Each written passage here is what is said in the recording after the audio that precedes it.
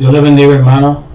Le habla su hermano Ricky, hermano John. Bienvenidos al canal de YouTube Logos Disciple, un canal dedicado al estudio de la palabra de Dios. Y actualmente estamos estudiando la epístola de San Pablo a los Romanos, versículo por versículo. Hoy comenzamos la lección número 9, que es el capítulo 3, los primeros 20 versículos. Así que vamos de inmediato a la clase de hoy. A ver qué podemos aprender de la palabra, ¿verdad? Vamos a leer los primeros 4 versículos y dice también así. ¿Qué ventaja tiene pues el judío o de qué aprovecha la circuncisión? Mucho, en todas maneras. Primero, ciertamente que les ha sido confiada la palabra de Dios, pues que si alguno de ellos han sido incrédulos, su incredulidad habrá hecho nula la fidelidad de Dios. De ninguna manera, antes bien sea Dios veraz y todo hombre mentiroso, como está escrito, para que sea justificado en tus palabras y venza cuando fueres juzgado.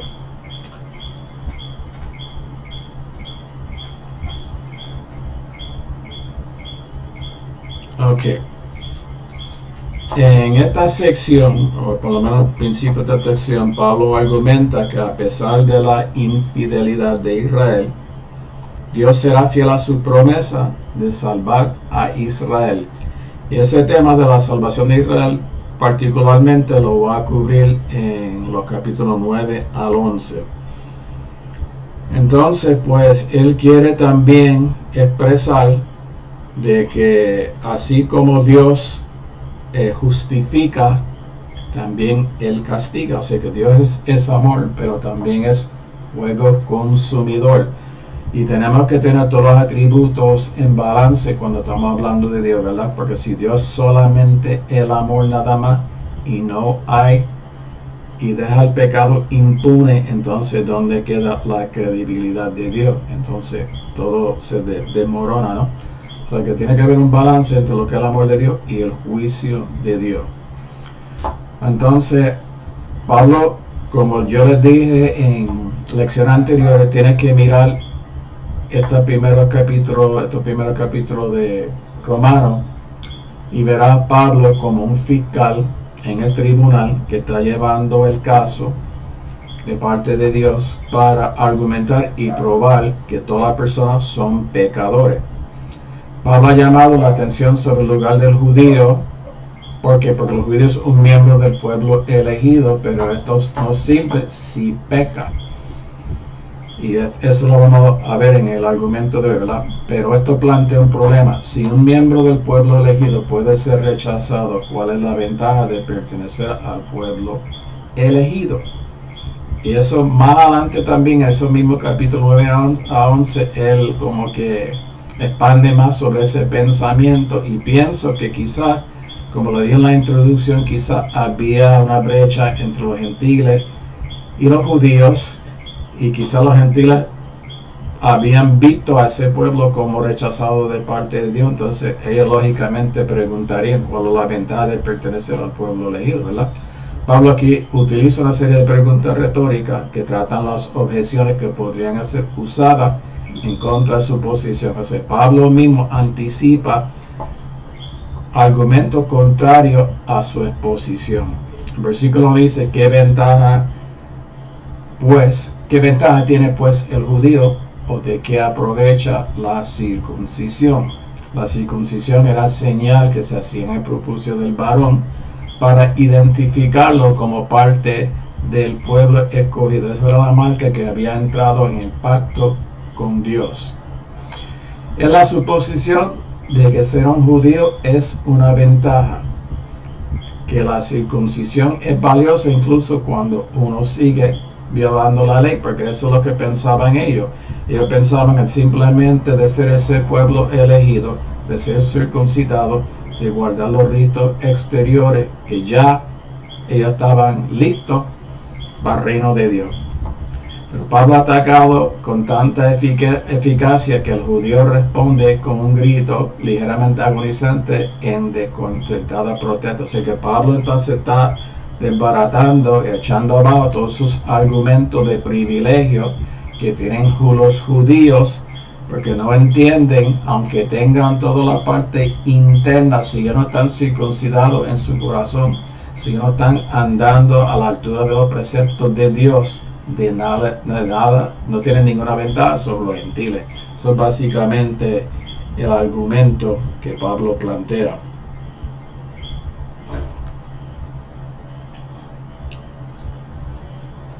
Entonces él dice, pues que si alguno de ellos han sido incrédulos, su incredulidad, yo creo que brinqué.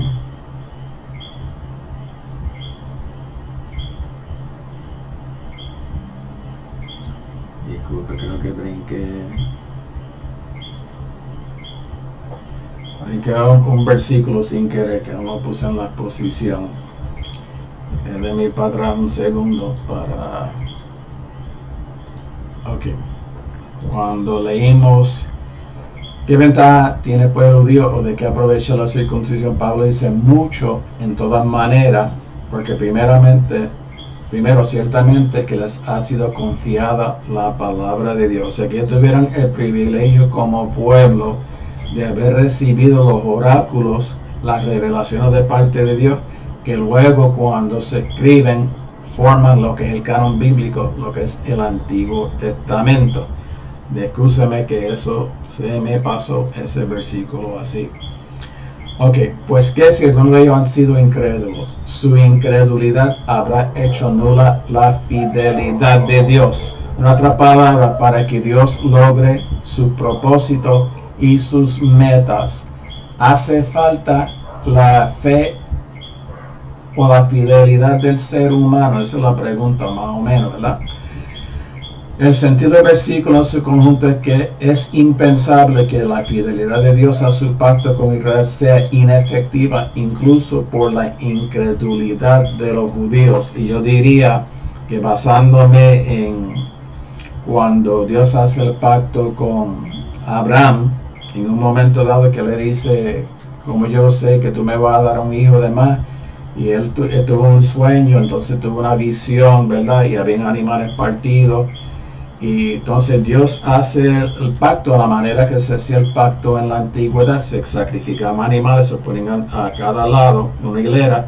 La persona caminaba y decía, bueno, yo voy a hacer esto y voy a hacer cumplir esto, esa es mi parte.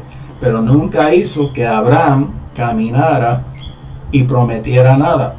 O sea que podríamos inferir que ese pacto inicial con Abraham fue un pacto unilateral. Aunque sí Dios le llama a Abraham a santificarse, a apartarse, a ser santo, porque Dios es santo, sí. Dios espera que lo obedezca a las cosas que Dios le va a decir, en las promesas que le va a hacer. Pero efectivamente no dependía realmente completamente por su credulidad. Pero Dios lo esperaba y Abraham sí lo dio. Si Dios ha prometido la salvación a Israel, entonces, ¿cómo se cumple esta promesa, dado que la mayoría de los judíos fueron infieles? Porque para el tiempo de Pablo, recuerda, el evangelio sale del mismo pueblo judío y están esperando un Mesías. Ese Mesías aparece, pero no era el Mesías que ellos habían ideado o habían esperado. Porque para ellos, los judíos no se veían como pecadores. Ese es el problema más grande que tenían. Ellos no consideraron que ellos habían sido infieles al pacto. Había pasado 400 años de silencio y ahora llegó el Mesías. Pero el Mesías viene a tratar con el problema mayor de la humanidad y no estar oprimido por una potencia como el Imperio Romano. El problema más grande de los seres humanos es el pecado, porque el pecado separa a los seres humanos de Dios y de nosotros mismos, hace división entre nosotros mismos. Entonces la incredulidad incluye el fracaso de no creer en el Cristo y también la transgresión de la ley, porque ya ellos habían transgredido la ley. Incluso ellos habían añadido estatutos creados por ellos que hacían imposible cumplir la ley. Encima de eso, no creyeron en Mesías, el Cristo, cuando Él aparece. Entonces Él dice respecto a esa incredulidad, viola la promesa de Dios, y la contestación es de ninguna manera. Antes bien sea Dios veraz y todo hombre mentiroso, y gracias a Dios que sea así, como está escrito, para que seas justificado en tus palabras y venzas cuando fueres juzgado. Es una cita de Salmo 51:4, un salmo que David escribe luego de haber sido confrontado por el profeta Natán por el haber adulterado con Betsabé, ¿verdad? Y cuando él es confrontado, él admite su culpa y se derrama delante del Señor, ¿verdad?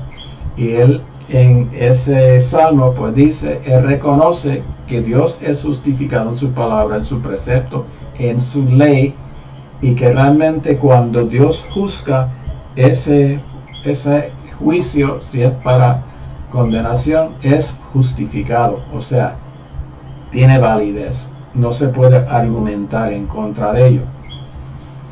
O sea, cuando dice sea Dios veraz y todo hombre mentiroso, se está refiriendo más bien a que Dios sí habla, hace promesa, y Él es veraz, y Él es fiel a esas promesas, pero los hombres son mentirosos y no cumplen, ¿verdad? La fidelidad a Dios contrasta fuertemente con la de Israel, porque Él sigue siendo verdadero, incluso si cada persona es un mentiroso. Busquen la cita que tengo ahí con calma y estúdialo. Si los judíos se incluyen en el pacto, es porque Dios permanece fiel a su promesa a pesar del pecado que plaga a los judíos. Y es lo mismo que pasa con nosotros mismos. La palabra dice, creo que en Timoteo, aun cuando nosotros somos infieles, Él permanece fiel. La fidelidad es una de las características de Dios, la misericordia, la gracia de Dios es lo que nos sostiene, que si no fuera así, nadie sería salvo. Gracias a que Él es justo. Entonces el salmista confiesa su pecado, reconoce que ha pecado solo contra Él y llega a la conclusión de que Dios está en lo cierto y justificado en emitir juicio contra Él. Pablo está diciendo que cuando Dios es puesto a prueba, Él es vindicado. O sea que Dios, que ve los corazones, que ve las motivaciones de las personas, ve que nos impulsa a hacer las cosas, conoce lo más secreto de nuestros corazones, pues Dios tiene todos los criterios para poder hacer juicio contra nosotros. Dios nunca aprueba el mal, pero su castigo por el pecado es parte de su fidelidad, no una negación de ello. Porque la cita en Hebreos 12, 5 al 11.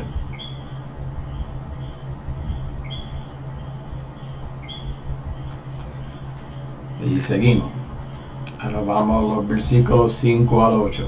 Y si nuestra injusticia hace resaltar la justicia de Dios, ¿qué diremos? ¿Será injusto Dios que da castigo? Hablo como hombre. En ninguna manera. De otro modo, ¿cómo juzgará Dios al mundo? Pero si por mi mentira la verdad de Dios abundó para su gloria, porque aún soy juzgado como pecador. ¿Y por qué no decir, como se nos calumnia y como algunos cuya condenación es justa afirman que nosotros decimos, hagamos males para que vengan bienes? O sea, esto es un poquito difícil quizás de entender de momento, pero si nos dejamos llevar por esa última oración, hagamos males para que vengan bienes, uno podrá entender. Algunos pensaban, como Pablo estaba predicando la salvación, excluyendo obras, aparte de obras, aparte de la ley, y solamente por la gracia de Dios. Pues entonces, más o menos lo que estaban infiriendo es que entonces, ¿qué es lo que va a hacer que los hombres no hagan males? Otra palabra que, porque Pablo más adelante en esta epístola, cuando llega al capítulo 8, él va a explicar precisamente, y aún en el capítulo 6 en adelante va a explicar que Dios aborrece el pecado. Y si nuestra injusticia Claro, se contrasta con la justicia de Dios, que está mucho por encima, ¿verdad? Pero eso no hace y no libera del hombre de su responsabilidad de hacer el bien. O sea, el hombre que hace el mal, aunque de alguna manera ese mal que hace resaltar más la justicia de Dios, como quiera es pecado y Dios lo tiene que castigar. Como dice en el 6, de otra manera, ¿cómo juzgaría Dios al mundo? Pero si por mi mal mentira la verdad Dios abundó para su gloria. Okay, pues vamos a seguirlo, yo creo que me estoy adelantando. Las objeciones continúan. Pablo ahora contempla un objetor que razona que si el pecado enfoca la justicia de Dios y magnifica su gloria, entonces seguramente no está bien que Dios castigue al pecador. ¿Dónde estaría la justicia de Dios sin el pecado? No, la justicia de Dios está precisamente para combatir, para deshacer la obra del pecado. Luego considera a otra persona cuya línea es que la gente debería pecar más para que pueda resultar el bien, es decir, el perdón para los hombres y la gloria para Dios. El apóstol rechaza decisivamente a ambos. Y si nuestra injusticia hace resaltar la justicia de Dios, ¿qué diremos? ¿Será injusto Dios que da castigo? Hablo como hombre. Si el principal resultado del pecado es promover el propósito de Dios de alguna manera, entonces parecería que Dios es injusto cuando lo castiga. No, todo lo contrario, porque precisamente todo lo que Dios está haciendo en la obra de Jesucristo, en la redención, la propiciación y todo lo que vamos a ver más adelante, precisamente para sacar al hombre del cautiverio, la esclavitud del pecado. Y claramente cuando alguien está bien sumido en el pecado y es librado, pues eso hace resaltar realmente la justicia de Dios. Decimos, wow, cómo Dios pudo salvar a fulano o sutano. Porque hay personas que quizás en nuestro juicio humano decimos, ese no tiene perdón de Dios. Sin embargo, eso precisamente es lo que Dios busca, lo que se ha perdido. Que Dios sea injusto es tan lejano de todo lo que es posible que Pablo pide perdón, incluso por mencionarlo. Por eso dice, hablo como hombre, ¿verdad? En ninguna manera, de otro modo, ¿cómo juzgaría Dios al mundo? Es impensable que Dios sea injusto. Y si lees la historia en Génesis 18, es la historia cuando Abraham va a rescatar a su sobrino Lot de Sodoma, porque Dios le había dicho que iba a destruir esa ciudad. Y todo el argumento de esa historia es si Dios castigaría al justo con el injusto. Y resulta que no había ninguno justo ahí. O sea que Dios cuando emite ese juicio es porque realmente Él ha considerado todos los criterios y ha determinado castigarlo. Y su juicio, en ese caso, es justo. Eso es lo que se ve. Leen la historia bien completa, capítulo 18, para que se enteren de eso. Todo pecador puede alegar que su pecado ha servido a un buen propósito y sobre esta premisa no podría haber juicio. No, no es así. Todo pecado tiene que quedar castigado. En el Éxodo, no recuerdo qué capítulo es, cuando Dios, en el capítulo 34, cuando Dios se revela a Moisés, ¿verdad? Que le esconde en la peña. Dice Jehová, grande misericordia, etcétera, lo otro. Dice a lo último, dice, y no deja impune al pecado. Dios tiene que hacer frente al juicio y todos esperamos eso. Nosotros mismos en nuestra vida normal cotidiana sabemos personas hacen cosas que no se puede dejar pasar, que tienen de alguna manera confrontar esas consecuencias y merecen ser castigados, merecen ser encarcelados o lo que fuera. Eso mismo lo sabemos, pues mucho más Dios que ve todo lo de nuestra vida, cómo Él no va a castigar también. Pero como todos estuvieron de acuerdo en que habría un juicio final, el argumento del judío no podría sostenerse. Vuelvo y le digo, los judíos estaban pensando de que estaban exentos a ese juicio. Si los judíos se escapan del juicio, entonces lo mismo aplicaría a los gentiles. Si los objetores judíos son correctos, entonces no habría ningún juicio. Pero precisamente ahora lo que Pablo ha hecho en esta carta, desde el 1.18 en adelante, primeramente está hablando de los paganos como tal, y como ellos son merecedores de Dios, porque Dios se les ha revelado una naturaleza, ellos cambiaron la verdad de Dios, Dios lo entregó una mente reprobada para que hagan todas cosas que no conviene, etcétera, etcétera, ¿verdad? Entonces los judíos criticaban y señalaban el pecado de otros, pero también eran pecadores. Y Pablo quiere llegar a la conclusión y probar de que todos los seres humanos, judíos y gentiles, todos son pecadores delante de Dios. Y al ponerlo en la misma condición, Dios puede tener misericordia de todos ellos por igual.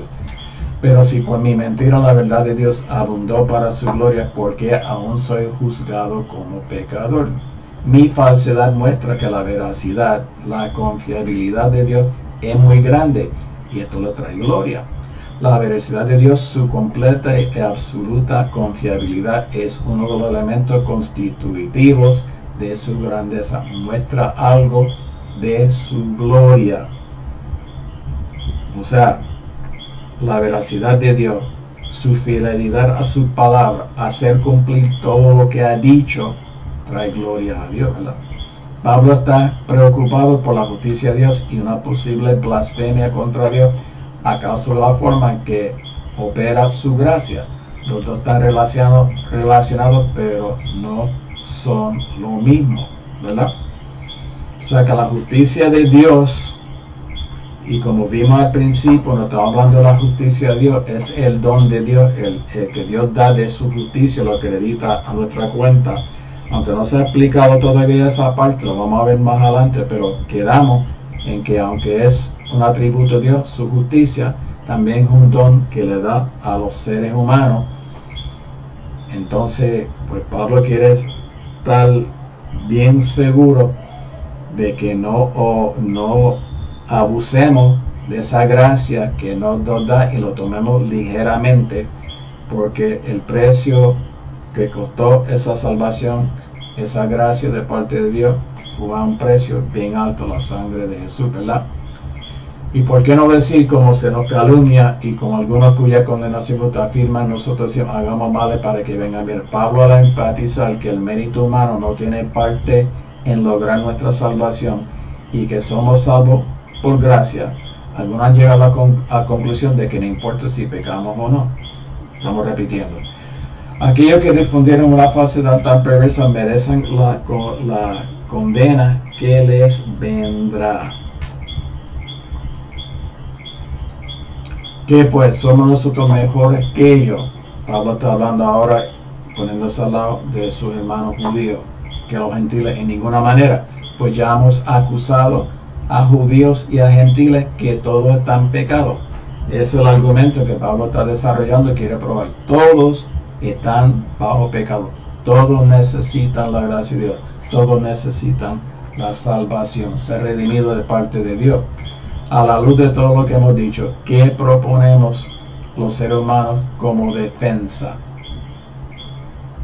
El argumento de Pablo ha sido de que todas las personas, judíos y gentiles por igual, son pecadores, y ahora muestra que esto no es una opinión privada, sino una que está bien fundamentada en la Sagrada Escritura. En otras palabras, lo que él está explicando hoy no es una novedad, no es algo nuevo. Él simplemente ahora va a referirse a la Sagrada Escritura, que en su caso sería el Antiguo Testamento, la ley de los profetas, y de ahí va a buscar pruebas para hacer su caso, ¿verdad? Para probar su caso. Como está escrito, no hay justo ni aún uno. No hay quien entienda, no hay quien busque a Dios. Todos se desviaron, aún se hicieron inútiles. No hay quien haga lo bueno, no hay ni siquiera uno, ni siquiera uno. La Escritura enfatiza constantemente el hecho de que todos somos pecadores. Nadie sería justificado delante de Dios. No hay justo ni aún uno, ni uno. No hay quien entienda a Dios. No hay quien busque. ¿Cuál es la historia de la redención? El hombre peca, y ¿qué hace cuando peca? Le da la espalda a Dios y rompe a correr. La historia de la redención es Dios detrás del ser humano para alcanzarlo, para salvarlo, para reconciliarlo. Todo esto viene de Salmo 14 y 53:13. Seguramente nadie realmente elegiría el pecado si entendiera completamente lo que estaba haciendo. Claro que no. Después que uno se encuentra con Jesús, después de haber vivido alejado de Él, uno se da cuenta que si uno no hubiese entendido la consecuencia de haber dejado a Dios a un lado, no lo hubiera hecho. No hubiera tardado tantos años, como en muchos casos de nosotros, de reconciliando con Dios, ¿verdad? De tornar hacia Dios, ¿verdad? Los pecadores no buscan a Dios, al contrario, corren de Dios. Su interés está en otra parte, se desviaron. Un verbo que a menudo transmite la idea de que evitan deliberadamente. Es como cuando tú quieres invitar a alguien para la iglesia, la gente, hasta ahí yo no quiero entrar. Eso lo evitan como la playa.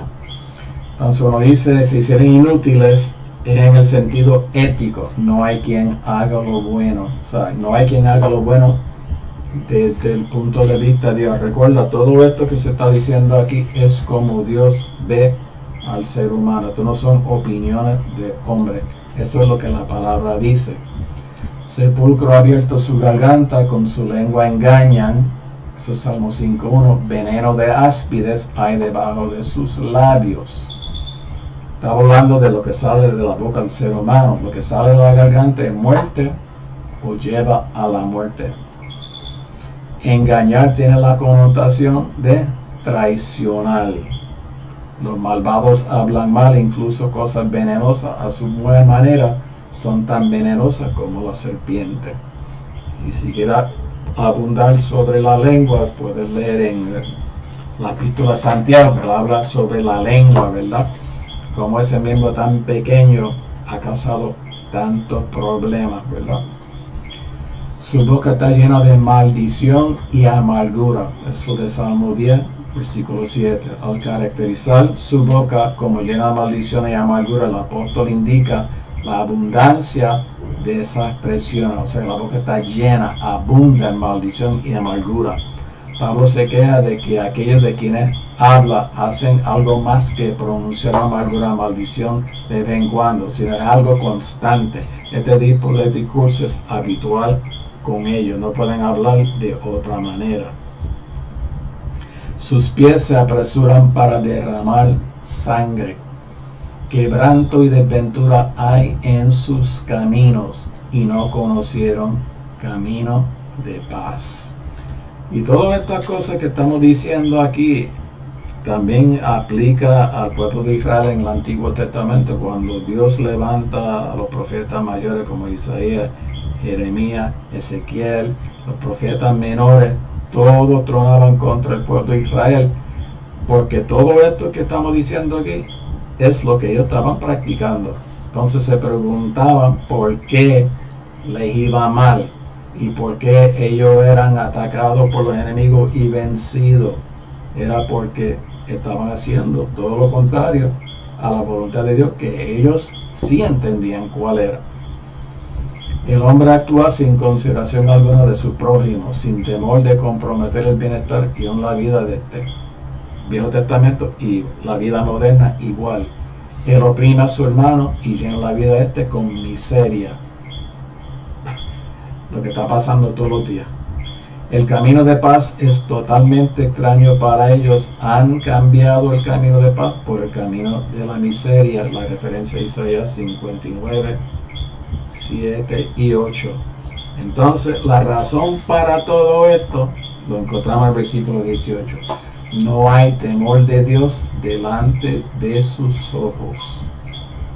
Temor de Dios, reverencia, temor. Entender quién es Dios y que soy una criatura miserable delante de Él. Aquí está la raíz de sus maldiciones y sus malas acciones. La raíz misma de todo su pecado es la falta de temor a Dios. Proverbios 1:7, ¿verdad? El principio de sabiduría es el temor a Dios, reconocer a Dios como Dios y reconocer que yo no soy nada delante de su presencia, que todo lo que soy y tengo se lo debo a Él. Declarar que no hay temor de Dios ante sus ojos es una forma metafórica para decir que el temor de Dios no influye en la dirección de su vida, no toma en cuenta a Dios para nada. Por eso vemos tanta maldad, tantos crímenes, tanta miseria, tanto sufrimiento en este mundo. ¿Por qué? Porque la gente no tiene ningún temor de Dios y para ellos no hay consecuencia a sus actos. No hay un Dios que los va a juzgar, no hay un Dios que los detenga. Por eso hacen y deshacen. Pero sabemos que todo lo que la ley dice, lo dice a los que están bajo la ley, para que toda boca se cierre y todo el mundo quede bajo el juicio de Dios. El judío no puede alcanzar una seguridad imaginada sosteniendo que él está salvo, mientras que el gentil estará bajo el juicio de Dios. Eso lo ha ido Pablo explicando en todos los argumentos anteriores. Aquellos a quienes se les da la ley no tienen nada que decir. Esto detiene su súplica porque por la misma ley los va a condenar. El mundo entero, sin excepciones, se mantendrá en silencio ya que está bajo el escrutinio de Dios, sabiendo al fin que no tiene defensa alguna en el juicio. Cuando están delante de Dios, toda boca va a cerrar. Va a haber silencio, va a quedar mudo ante la majestad y la gloria de Dios. No van a poder decir ni una palabra, ya que por las obras de la ley ningún ser humano será justificado delante de él, porque por medio de la ley es el conocimiento del pecado. O sea que la ley nunca tuvo el propósito de salvar a nadie, era un ayo en lo que viniera Cristo. Léense en Gálatas, me parece capítulo 3.